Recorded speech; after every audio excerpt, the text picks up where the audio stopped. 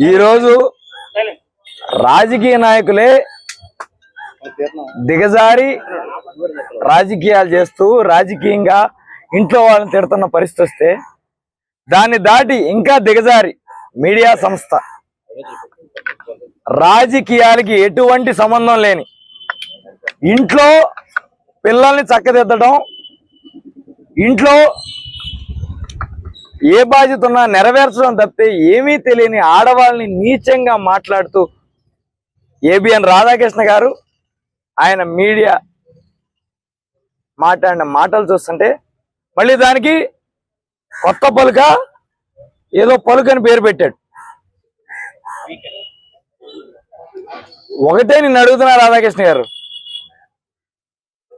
BR Naidu గారి video audio వచ్చినప్పుడు నేను ఇది చేయలేదు అందరూ నా మీద వేస్తున్నారు అని క్షమాపణలు చెప్పడానికి ముందరకు వచ్చావు, కానీ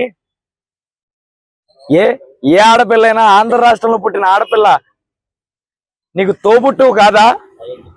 మీడియా సంస్థ పెట్టేటప్పుడు ఒక పార్టీకే కొమ్ము కాస్తాను, చంద్రబాబు గారి ఇంట్లో లేడీసే లేడీసు, ఇంకెవరో లేడీస్ కాదు అని ఏమన్నా శపథం చేసి లోపలికి వచ్చావని అడుగుతున్నా. పాపం ఆ రోజు పవన్ కళ్యాణ్ గారి తల్లి గారిని అవమానించిన రోజు మనకి క్షమాపణ చెప్పడానికి మనసురాలా, సిగ్గురాలా. ఈరోజు యావత్ వైఎస్ఆర్సీపీ కార్యకర్తలు నాయకుల భార్యల్ని నీచంగా తప్పుగా మాట్లాడినప్పుడు తప్పైపోయింది. నీ వయసోడు చేయాల్సిన పనేంటి? తప్పైపోయింది, నేను చేసింది చాలా తప్పు, తెలియకుండా జరిగిపోయింది, అందరికీ క్షమాపణ చెప్పాల్సిన వయసులో ఉన్న నువ్వు ఎంత సిగ్గుమాలి, మళ్ళీ నువ్వేం తప్పు చేయనట్టు వైసీపీ వాళ్ళు దాడి చేసినట్టు మాట్లాడుతున్నారు. అలాగే గౌరవ స్థాయిలో ఉన్న చంద్రబాబు నాయుడు గారు, హోంమంత్రి గారు కూడా ఒక లేడీ అన్న సంగతి మర్చిపోయి రాధాకృష్ణ గారిని లాలింపు మాటలు మాట్లాడటం నిజంగా ఎంతో బాధ కలిగించే అంశం. కానీ వీళ్ళందరూ తెలిసిందే, ఏబిఎన్ రాధాకృష్ణ గారి కాళ్ళు నొక్కకపోతే వీళ్ళ జీవితాలు బయటపడతాయన్న భయంలో ఉండొచ్చు. కానీ బాధ కలిగించే అంశం ఏంటంటే, ఈ బాధ తెలుసుండి తన తల్లిని మాటలు అన్నారని కూడా గుర్తున్న పవన్ కళ్యాణ్ గారు కూడా ఏబిఎన్ రాధాకృష్ణ గారి అక్కడ నిరసన వైఎస్ఆర్సీపీ వాళ్ళు నిరసన తెలియజేసింది చాలా బాధాకరమని మాట్లాడటం చాలా దురదృష్టకరం. మీకు జరిగినప్పుడు మీరు ఎట్టా రియాక్ట్ అయ్యారో మరి మా కార్యకర్తల భార్యల్ని తల్లుల్ని మాట్లాడినప్పుడు వాళ్ళు రియాక్ట్ అవ్వడం తప్ప పవన్ కళ్యాణ్ గారు అని అడుగుతున్నాను. మా ఇంట్లో ఆడవాళ్ళు కూడా ఆడవాళ్లే కదా, మాట్లాడి ఉండొచ్చు. మా పార్టీలో ఎవరన్నా ఒకళ్ళిద్దరు మిమ్మల్ని గాయపరుస్తా మాట్లాడి ఉండొచ్చు, ఆ రోజు మీకు కోపం వచ్చి ఉండొచ్చు.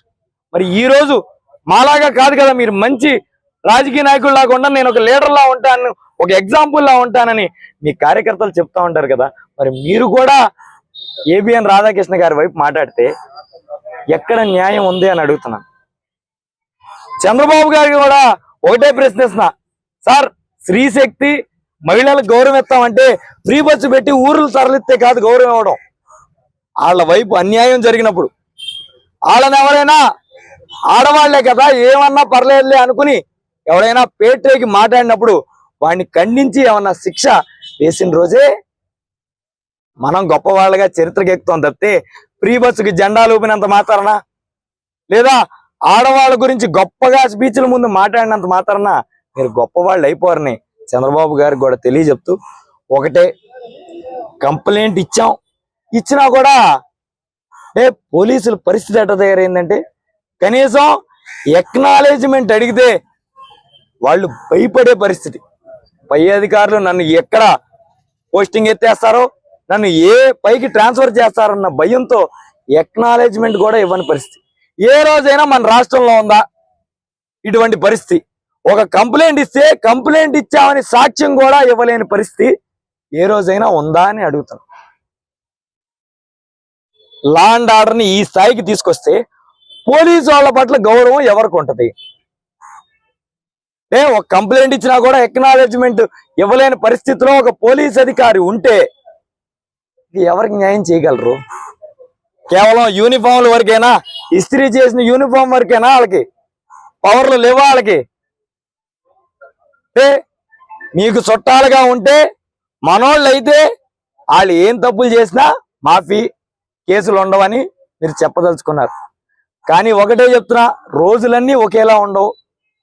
రోజులు మారిన రోజు ఖచ్చితంగా ఎవరైతే మహిళల పట్ల తక్కువ చేసి మాట్లాడారో, ఎవరైతే అధికారం మా వైపు ఉందని పేట్రేకి ప్రవర్తిస్తున్నారో అందరూ అనుభవించే రోజు దగ్గరలోనే ఉందని తెలియజెప్తూ సెలవు తీసుకోండి.